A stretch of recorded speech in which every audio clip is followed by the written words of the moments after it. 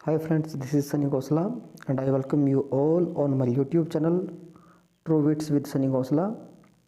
Friends, आज हम एक पोयम लंदन 1802 को डिस्कस करेंगे जिसे विलियम वर्ड्सवर्थ ने लिखा था।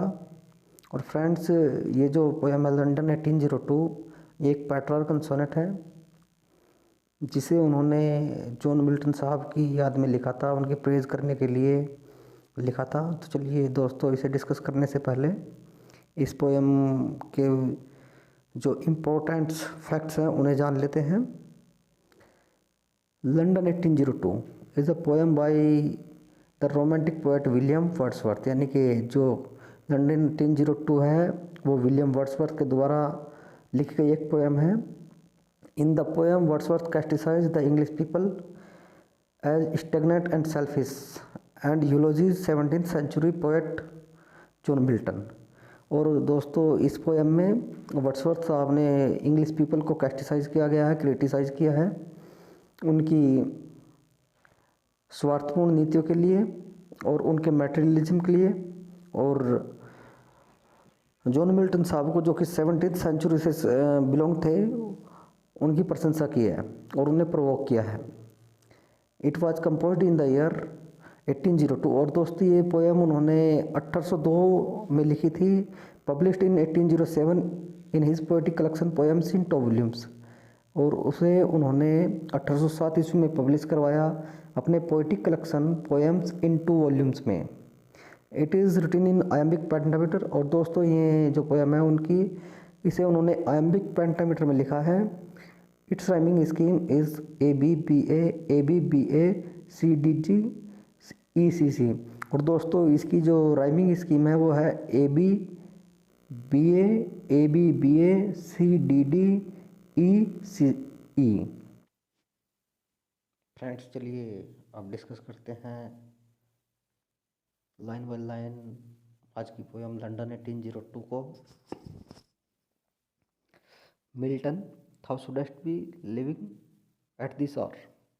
मिल्टन, काश तुम इस वक्त हमारे बीच होते हैं। इंग्लैंड हैथ नीड ऑफ थी। और इंग्लैंड को तुम्हारी अब सबसे ज़्यादा ज़रूरत है, सबसे ज़्यादा आवश्यकता है। She is a fen. Fen मतलब होता है दोस्तों एक प्रकार की दलदल। She is a fen of stagnant waters. और ये एक दलदल बन चुका है। कैसे? एक रुके हुए पानी की, जमे हुए पानी की। Altar swords and pen fireside the heroic wealth of hall and बोवर।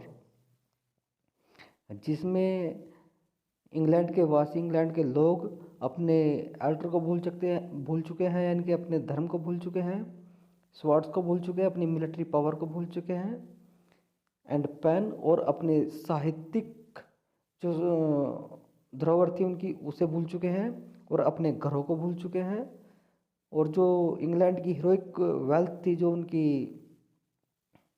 Economy थी, उसे भी वे भुला चुके हैं।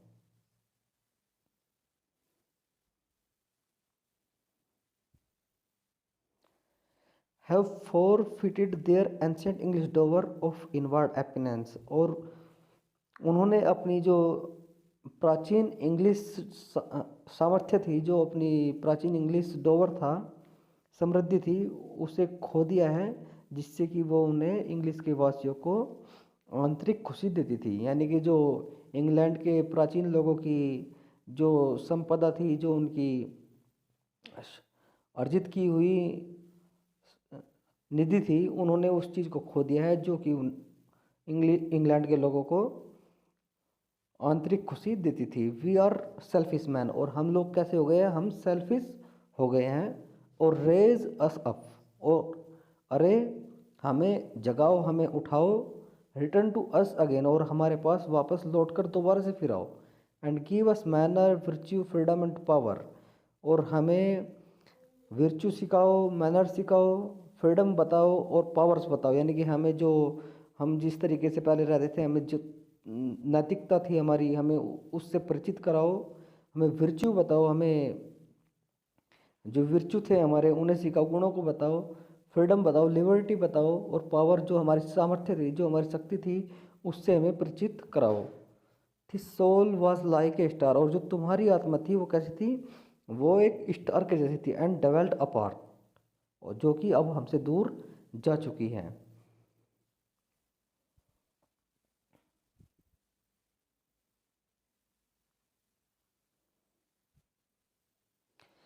Thou hadst a voice whose sound was like the sea, और तुम्हारी आवाज़ जो कि या तुम्हारी जो वॉइस थी उसकी आवाज़ ऐसी थी जैसे कि समुद्र की आवाज़ हो। Pure as the naked heaven, और आसमान की तरह, खुले आसमान की तरह थी।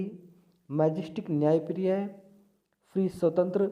सो didst thou travels on life's common way, इसीलिए तुमने जो अपनी लाइफ थी उसमें, उसे जो अपनी लाइफ यात्रा थी, जो तुम्हारी लाइफ की, तुमने अपनी लाइफ को जिया है वो कॉमन वे से जिया है, यानी कि तुमने उसे साधारण से साधारण तरीके से अपनी लाइफ को तुमने जिया है।